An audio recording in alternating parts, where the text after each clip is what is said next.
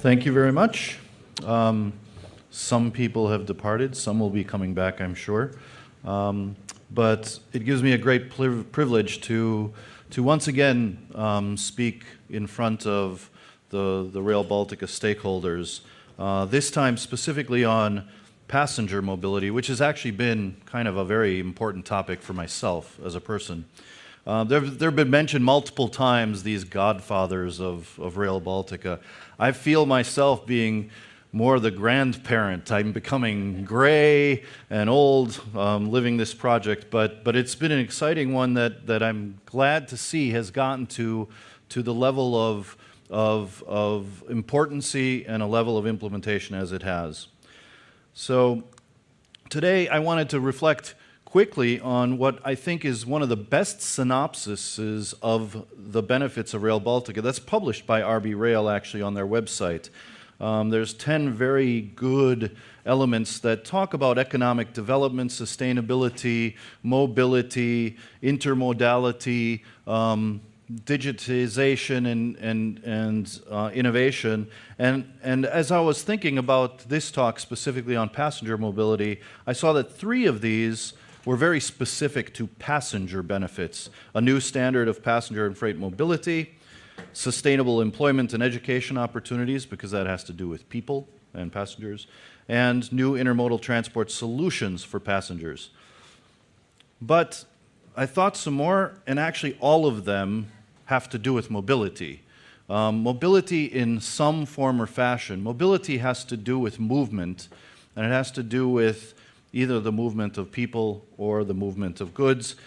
And in this case, the movement of goods, as was concluded in our initial study, as well as what I'm sure has been concluded in the most recent CBA, mobility of goods is the basis of this railway.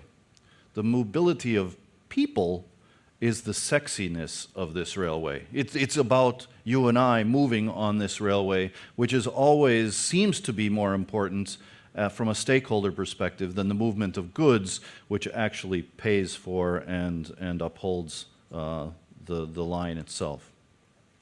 Mobility can be looked at from various eyes. Mobility of people who have a handicap of some sort, mobility of data and the movement of data quickly between the various elements that we have in our pockets, in our briefcases, to moving of people extremely quickly, as has been referenced as Hyperloop has been referenced in some of the talks before. So mobility is many things to many different people. The single most important measure from the AECOM perspective of urban vitality is to the extent to which cities and their citizens are actually connected with one another. This graphic is not a map. This graphic is a point-to-point destination visualization of air movements. And actually, there's so many air movements now that you can just map them and it creates the map of the globe, which is very interesting to me. And you could probably do the same with Central Europe. You can probably, when it comes to rail, but you can't do that in the Baltics when it comes to transportation links because they're missing. They're not fully integrated yet. But this connectivity is so important for us as people, for cities, for their economic development, for countries and regions alike. Generally, passenger movement trends have always been increasing. People, based on technology and various other factors, are moving more and more from one place to the other. On average, at least 3% growth per year of actual trips, be it car trips, air trips, rail trips, public transportation trips.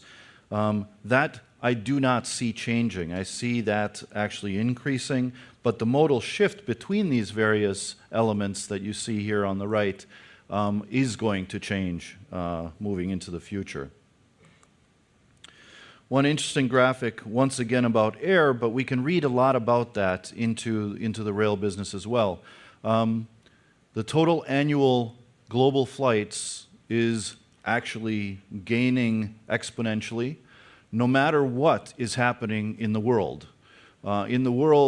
Be it oil crises, be it economic booms, be it the Gulf War, Kuwait, 9/11, still people are moving more and more.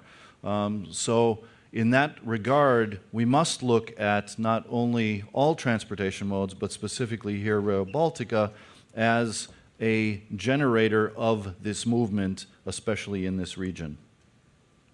How people are moving is changing.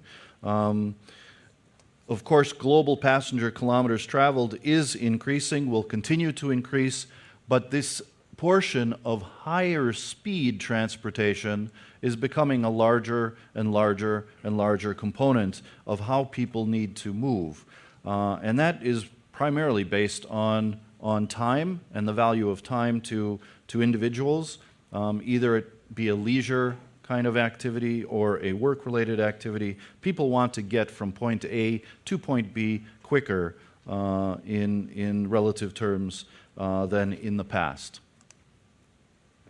There's also been quite a few studies done here. An Oliver Wyman mobility study looked at survey trends of what are the trends of people, what do they think they will see in the future.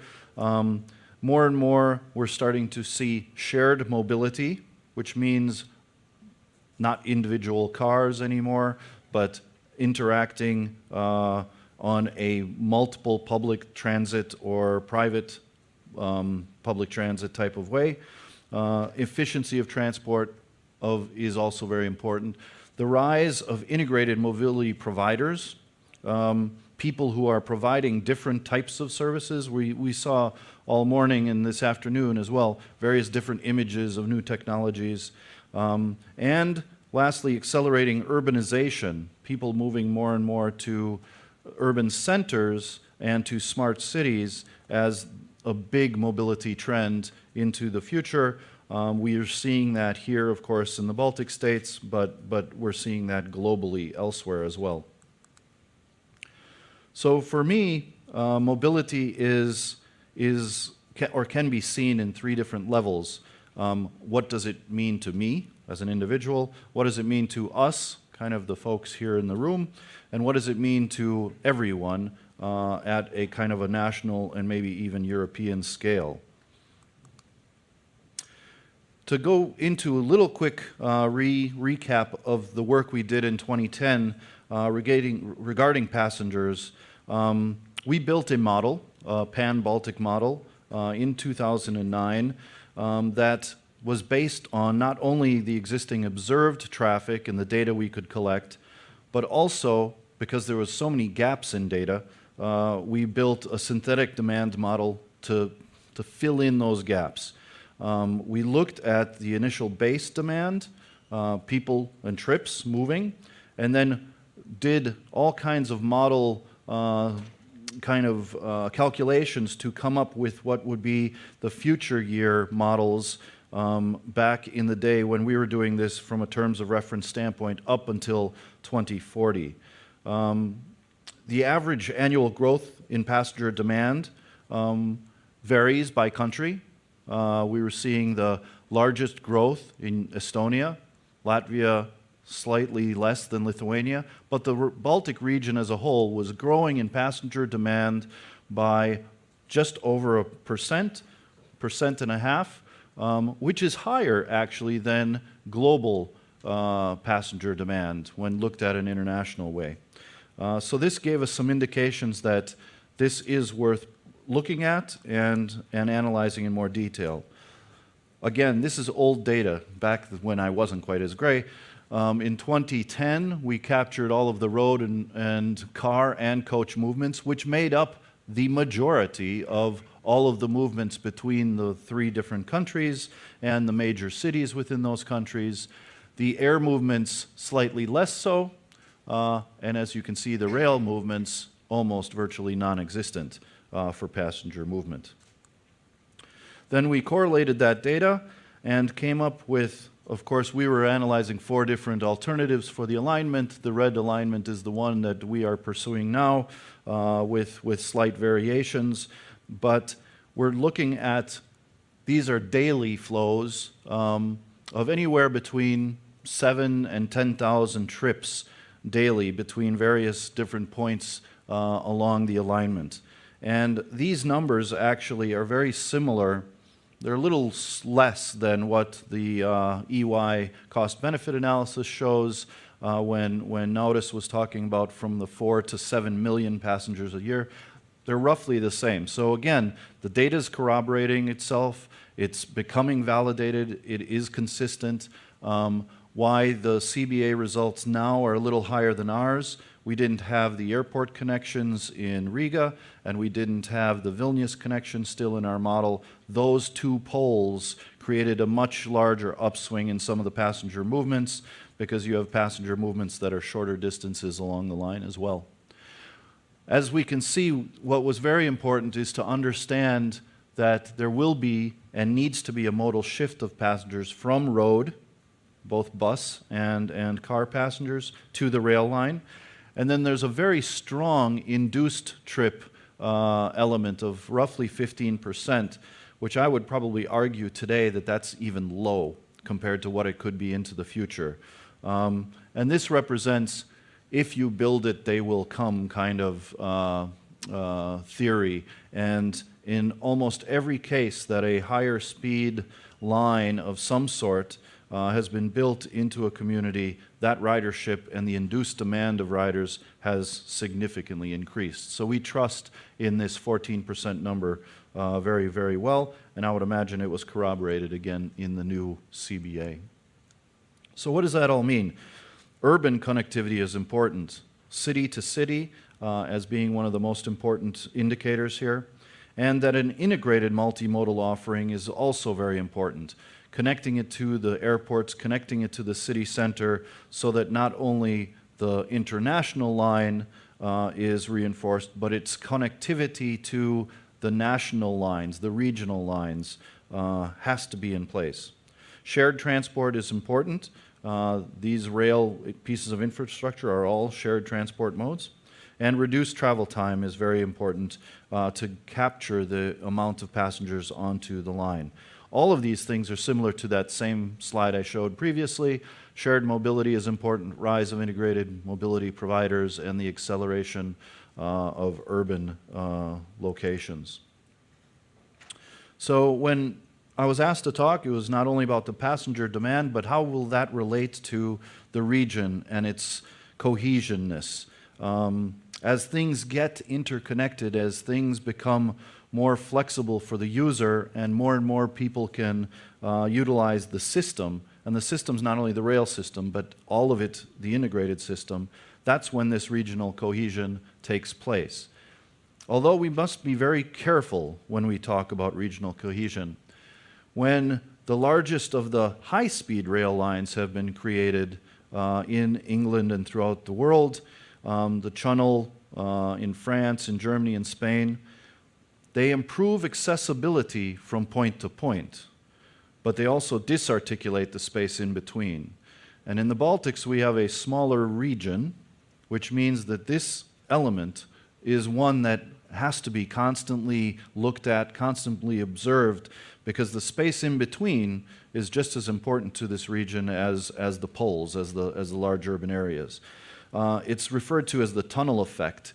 So as we think of the region and the major cities and how they become closer and closer together, we cannot forget those spaces in between. And that's where the studies are continuing to grow along the same line, but future developments, day 2 type implementations, where regional rail needs to be connected equally after Rail Baltica gets implemented. When it comes to the Rail Baltica line itself, this graphic on the left represents time that it takes currently by road to get from Tallinn to Kaunas, roughly 8 hours or so. And with the new Rail Baltica infrastructure, again, the timings may be slightly off, but approximately the same. We reduce that time to about 3.5 hours, which means that Warsaw is just as accessible as Tallinn was to Riga. Berlin is roughly the same accessibility to Kaunas. That in and of itself starts showing how speed can in fact make a more cohesive network and a cohesive region. But the integrated network as well is just as important, because all of the passengers aren't necessarily coming from the major cities that would be on the line, but they come from the cities that are connected via the regional rail. That is absolutely part of the core 10T framework, that there are the core 10T lines as well as the primary regional lines, all making up the greater European context. From a spatial development zone, graphically, we're representing that there's 3 countries that become much closer related. That becomes the Baltics compared to Finland and Warsaw. I would almost say that this is the framework of today. And the framework of the future is that all 5 of them together become one larger interaction point to Central Europe, to Berlin and beyond, as well as to Scandinavia. So once again, the passenger benefits are seen in 3 different levels. To me, the region then is smaller. I can get to these other metropolitan cities in Lithuania, Poland, Estonia, Finland faster. The convenience of multimodal shared transportation modes connecting to the airport and the center are increasingly important to me. And whatever tools will come about in this next 5 to 10 year realm of integrated Internet of Trains, Internet of Things, the connectivity of buying and purchasing tickets will become easier, and this type of infrastructure will allow that to be accepted because we can plan for it. From a standpoint of us in the room or the stakeholders, the region is stronger. This passenger benefit, the urban centers work as a pan-Baltic economy of agglomeration. I can, as a company, have an office in Vilnius, an office in Estonia, and we can all work together very easily because someone can hop on the train and be in the next city, still to have a very, very easy meeting day and get back. So that convergence of the Baltic labor market and commuter patterns will change with this type of infrastructure, which is definitely a benefit to all of us in the region. And the integration with the European Union. The Baltics isn't the Baltics anymore. It will be a part of the Nordics and Northern Europe, much more connected, much more integrated, and that gives the European Union, of course, the cohesion and resilience that it needs as part of this integrated 10T transportation network. So it is on the level of ourselves as individuals. We need to be empowered to travel on this type of infrastructure. We need it collectively, and it will better our position in the European Union and the globe. So mobility is important. Thank you very much.